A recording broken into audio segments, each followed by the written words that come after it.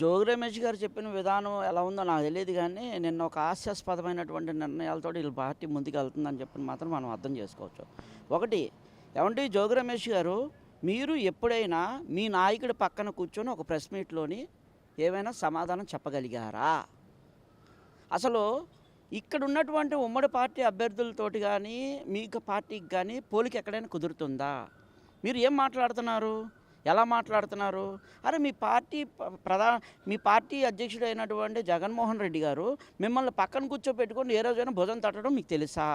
అదే లోకేష్ గారు నిన్న జరిగినటువంటి, మేము టీవీలో చూసిందే చెప్తున్నాం. నిన్న జరిగినటువంటి మన మహానాడు కార్యక్రమంలో తన పార్టీ కోసం త్యాగం చేసినటువంటి ఒక వ్యక్తిని భుజం మీద చెయ్యేసి తీసుకొని వెళ్ళి తన తండ్రికి పరిచయం చేసిన వ్యక్తి. ఆయనతో మీకు పోలిక ఏంటండి? నక్కకి నాకలాకానికి ఉన్నంత పోలిక ఉంది. ఏమండి, అభివృద్ధి పథకాల మీద మీకు గతంలో ప్రజలు మీకు ఇచ్చినప్పుడు మీరు చేతకాక చేతులు పైకెత్తేశారు.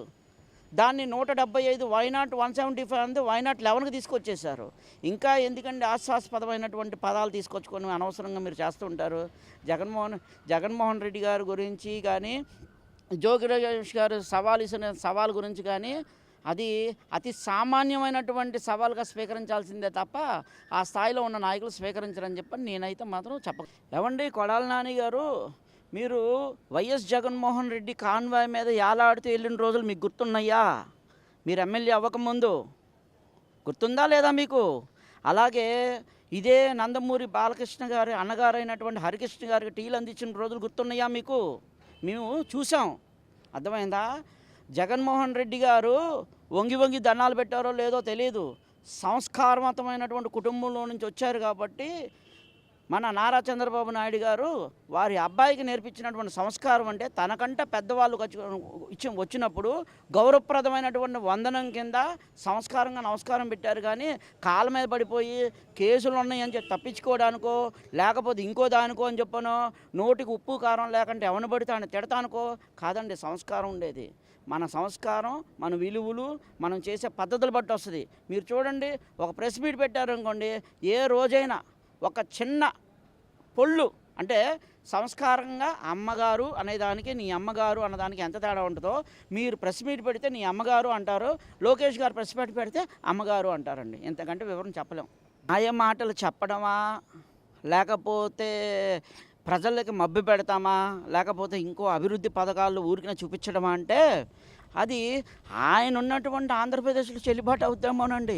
కానీ కేంద్ర ప్రభుత్వం నుంచి వస్తున్నటువంటి నిధులు ఆయన జోబుల్లో తోసుకోవడానికి పనిచేయదు.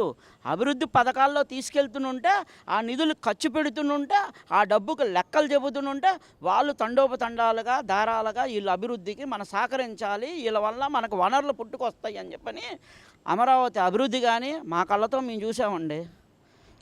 ఇప్పుడు ఉన్నటువంటి బ్యాంకులు కానీ ఎవడికాడు బిల్డింగులు కడుతున్నారు. అంటే ఈరోజు డెవలప్ అయిపోద్దని చెప్పలేను, కానీ ఇంకొక 5 సంవత్సరాల్లోనే అది మహానగరం అయిపోద్ది. గుర్తుపెట్టుకోండి, మామూలు నగరం కాదు. అసలు ఎంత డెవలప్మెంట్ అవుతుందంటే అంత డెవలప్మెంట్ అవుతుంది. మీకు చేతకాక అంటే గత ప్రభుత్వం చేతకాక వదిలేసుకుంది. అదే కనుక జగన్మోహన్ రెడ్డి గారు గత ప్రభుత్వంలో నా అమరావతిని పట్టుకొని ఉంటే ఈసారి కూడా ఆయన సీఎం అయ్యేవాడేమో. ఆయన చేత కాలేదు, అడ్మినిస్ట్రేషన్ ఎలా సృష్టించుకోవాలో చేత కాలేదు. ఎదుటోడు ఎవరినైనా తిడుతుంటే ఆనందపడి సైకో విధానాన్ని అనుభవించుకున్నాడు తప్ప, ప్రభుత్వాలని ఈ విధంగా నడపాలి, ప్రభుత్వాలని ఈ విధంగా చేయాలి అని చెప్పని ఆయనకి రాలా. చంద్రబాబు నాయుడు గారు ఉన్నారంటే సృష్టికర్త. రెండు మాటల్లో తేల్చేస్తా. ఆ రోజు నాడు హైటెక్ సిటీని నిర్మించినప్పుడు ఆ చుట్టూత ప్రాంతం ఏంటి, ఈ రోజు నాడు అమరావతి సృష్టిస్తున్నటువంటి విధానం కూడా అంతే.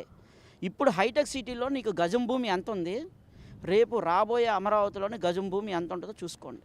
డెవలప్మెంట్ అనేది మనం చేసే విధానాలు బట్టి మాత్రమే ఉంటుందండి.